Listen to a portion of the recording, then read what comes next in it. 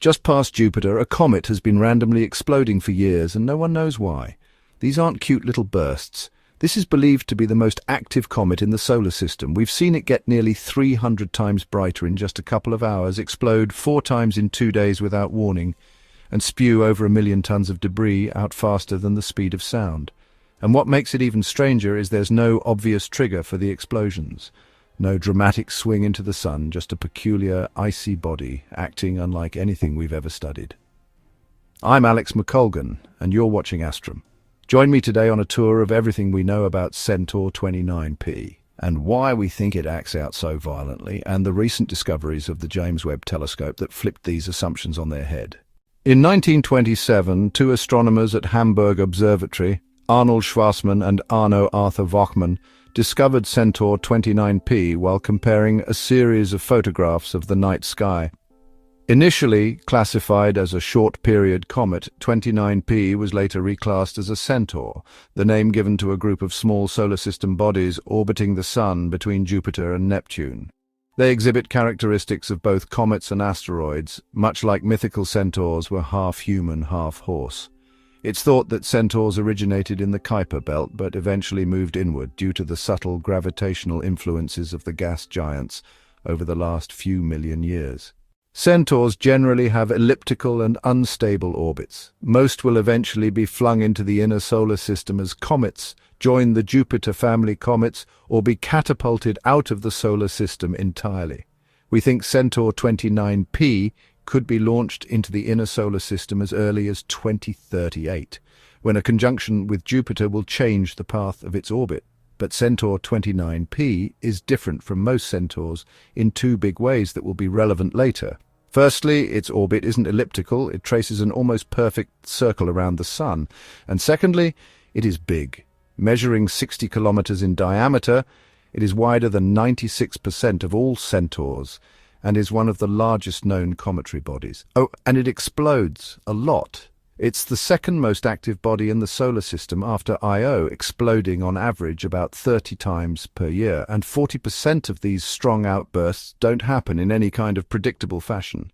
These explosions are erratic, sudden, and very intense. Following an outburst, the comet reaches peak brightness in about 2 to 3 hours. In 2024, it made headlines when it erupted 4 times in a 48-hour period, appearing almost 300 times brighter than normal. 2 years earlier, it shot more than 1 million tons of debris into space faster than the speed of sound, like popping the cork out of the world's most pressurized champagne bottle. The main outburst then triggered 2 smaller ones 5 and 7 days later, which seems to be a common occurrence for the comet. And even though those sound incredibly violent and powerful, things get even bigger. In September 2021, Centaur 29P underwent the largest outburst in 40 years when it blew its top 5 times in a row. Despite the massive blast, it wasn't scientists who initially noticed. It was amateur astronomers. This is one of the curiosities of Centaur 29P's history. Most of its eruptions are first observed by hobbyist stargazers. It's easier to pull out your backyard telescope than get approval to point a multi-million-dollar public-funded instrument on your special interest randomly exploding Centaur. When scientists heard what had happened, they managed to secure precious Hubble time to take a closer look, but the universe had other plans. As luck would have it, the day before the scheduled observation of Centaur 29P, Hubble experienced a technical glitch and couldn't be used. So what causes these outbursts? What do we know about Centaur 29P's properties that could possibly explain them? If you suspect volcanoes, you're kind of right, but not the hot, fiery kind. Ice volcanoes? Centaur 29P is what we call a cryovolcanic comet. These are generally covered in an icy shell with ice, dust and gas inside, mainly carbon dioxide, carbon monoxide and nitrogen gases in a frozen, icy state. Over time, solar radiation causes the crust to weaken and the icy interiors to sublimate from solid to gas. This forces internal pressure to rise. Eventually, it gets too much and the outer shell cracks, unleashing a visceral eruption of cryomagma from the inside of the comet, a mix of frozen water, ammonia, salts and volatile gases like methane and nitrogen gas. See, ice volcano. Centaur 29P's nucleus has a high escape velocity, and most debris isn't ejected fast enough to break free from its gravity. The result is most falls back onto the Centaur's surface to reform its crust. Around the comet nucleus, the ejected dust and ice particles form a hazy, reflective cloud which lingers for days, up to a couple of weeks, making the comet look brighter, sometimes by several orders of magnitude. Some cryovolcanic comets, like 12P, also known as the Devil Comet for the horn-like plumes that form during its outbursts, are on highly elliptical orbits around the Sun. As you might expect, the closer to the Sun they get, the more active and volatile their behavior becomes. But Centaur 29P is on a circular, not an elliptical, orbit. It's always roughly the same distance from the Sun, so you'd expect a pretty even absorption of solar radiation and regular, predictable activity. However, as we've seen, that's not the case at all. Scientists have been trying to work out if there is any method to the madness of the Centaur's explosions for years, as some have speculated that the eruptions may be related to its slow rotation period of 57 days. More specifically, they observed that major outbursts were more likely to happen every 52 to 60 days. But smaller outburst events also occurred every 30 and every 90 days with enough regularity to make scientists think there might be some kind of seasonal cycle governing the comet. While Centaur 29P's eruptions seem to happen quasi-periodically, they are utterly unpredictable in terms of intensity or precise timing. That didn't stop astronomers from trying to anticipate when our feisty friend would blow. In April 2023, scientists noticed the light surrounding the comet's nucleus had become fainter than ever, suggesting a slowed rate of outgassing. They predicted pressure was building up inside the nucleus at a faster and faster rate, making an eruption highly likely. And just like that, Centaur 29P gave off a mini outburst later that very same day. It was the first successful prediction of an eruption on this weird and volatile little world. For the first time, we weren't just reacting to randomness, we got on the inside track. It felt like a breakthrough. And thanks to James Webb, we were about to have another. Until recently, we had never detected carbon dioxide on Centaur 29P. Carbon monoxide was always seen as the driver of these eruptions, mainly because it is consistently found in high amounts around the comet. But in 2024, data from the James Webb Space Telescope showed us that was only half the answer. Data from previous radio wavelength observations of Centaur 29P showed a carbon monoxide gas jet pointed toward Earth. But Webb's near-infrared spectrograph brought the jet's composition into greater focus, revealing not one but two jets of carbon monoxide, one pointing to Earth and one pointing toward the north. And that wasn't all. The JWST also revealed two jets of carbon dioxide emanating in the north and south directions, the first definitive detection of the gas on the comet. The difference in abundance of carbon monoxide and dioxide suggests Centaur 29P might not be one object, but several objects that have become stuck together. The cause of the outgassing itself, well, scientists still can't say for sure. But one interesting theory has been put forth to explain the unusually high carbon monoxide levels associated with Centaur 29P. Carbon monoxide is extremely volatile, and pure carbon monoxide ice can sublimate at temperatures as low as 25 Kelvin. If it were stored near the Centaur's surface, it would have all escaped a long time ago, so it must instead be trapped or preserved deep below the surface somehow. One possible solution is amorphous water ice. Almost all the ice we know of on Earth is in crystalline form. Crystalline ice is characterized by a structured, ordered arrangement of molecules. Amorphous ice, on the other hand, is not tightly packed. This makes it less dense than crystalline ice, and it also means it can hold gases within its structure.